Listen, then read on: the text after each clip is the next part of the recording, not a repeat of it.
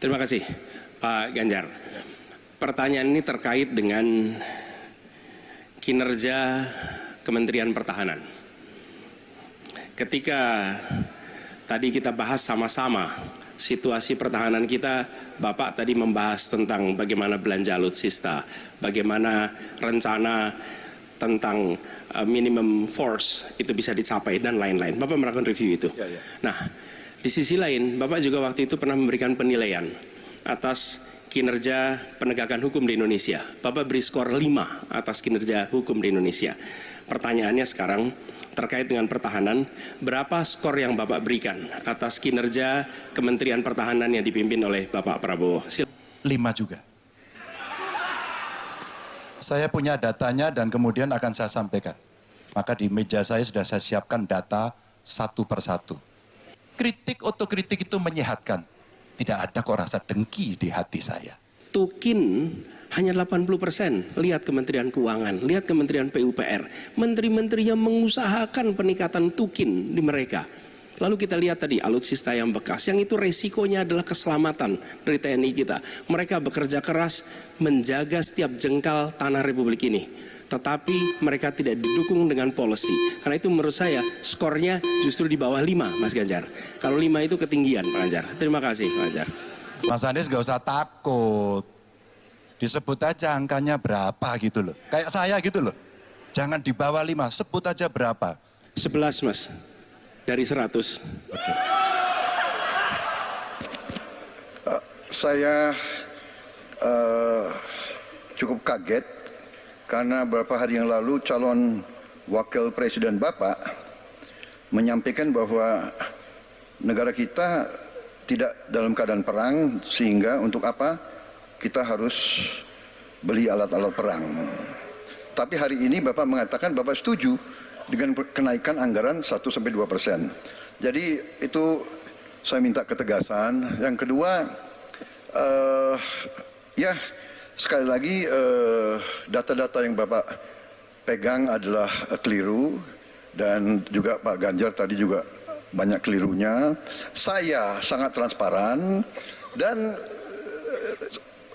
semua partai yang mengusung Bapak Profesor Anies mendukung APBN, berarti mendukung program saya. Pak Prabowo yang saya hormati, ini bukan soal pribadi, ini soal negara, ini soal policy. Penjelasannya ya di tempat ini, bukan di ruang-ruang tertutup yang tidak diketahui oleh publik.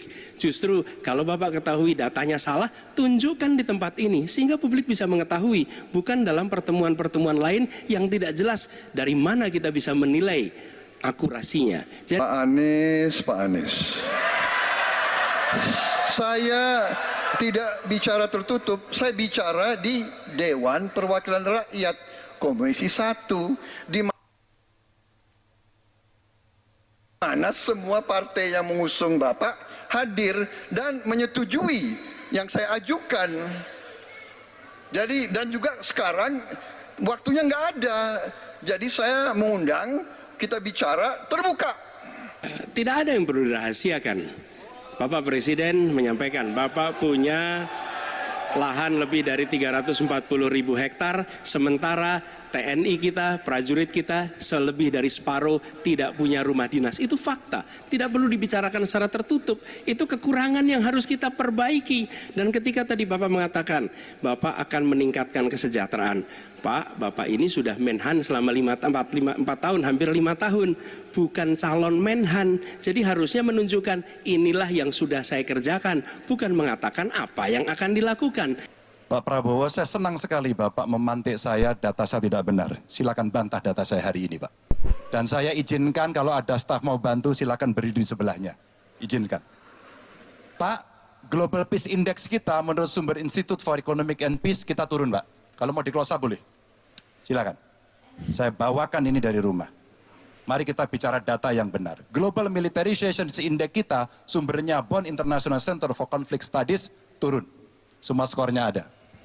Kapabilitas militer kita, ini dari Law Institute Asia Power Index, turun. Proporsi anggaran pertahanan kita, sumbernya IISS Military Balance Plus, turun. Pak Prabowo, saya mau bertanya kepada Bapak, termasuk kemudian capaian MEF kita hanya 65,49% dari target 79%. Mengapa terjadi penurunan dan apa solusinya? Waktu habis. Pak Ganjar, saya sudah buat rencana, tetapi yang menentukan termasuk Menteri Keuangan. Dan masalah yang kita hadapi, tolong ya, saya memang sudah jadi Menteri Pertahanan 4 tahun, tetapi kita diganggu oleh COVID 2 tahun, di mana terjadi refocusing. Jadi banyak yang kita ajukan tidak disetujui oleh Menteri Keuangan. Data-data yang Bapak ungkapkan masalah pesawat bekas, ya, saya ingatkan Bung Karno waktu menghadapi Irian Barat, seluruh alatnya bekas. Pak Ganjar, Bung Karno, seluruh pesawat terbang, kapal selam, cruiser, destroyer, semuanya bekas, ya. Jadi kita juga masih pakai banyak sampai sekarang pesawat bekas.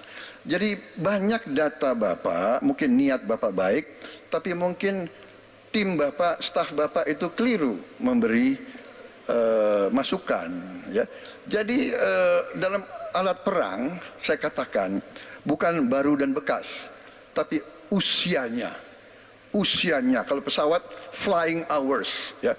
Dan tentunya kita pasti mau yang terbaik untuk prajurit kita. Maaf, kali ini Bapak tidak menjawab sama sekali pertanyaan saya, Pak. Saya pengen data yang Bapak katakan salah, data pertahanan Anda ini, Anda pertahanan saya, silakan.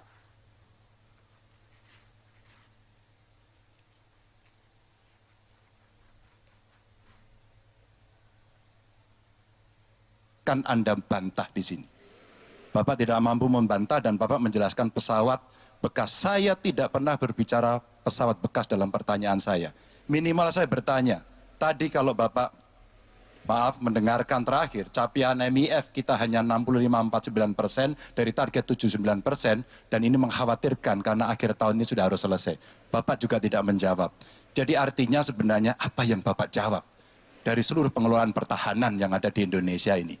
Sungguh-sungguh saya meragukan itu karena data ini kemudian Bapak tidak mampu membantah di sini. Bahkan saya sudah memberikan ruang terbuka, kalau ada staf yang bisa membantu silakan berdiri di sini. Ya, jadi begini, yang Bapak ungkapkan itu saya bisa bantah, waktunya tidak cukup. Saya siap berjumpa dengan Bapak, mari kita bahas satu persatu, akan saya buktikan. Saya butuh hari ini, Pak. Nggak bisa, saya tidak dikasih waktu. Jadi Anda tidak fair. Anda minta saya kasih penjelasan yang begitu rumit, tapi waktu saya terbatas. Jadi saya transparan, saudara.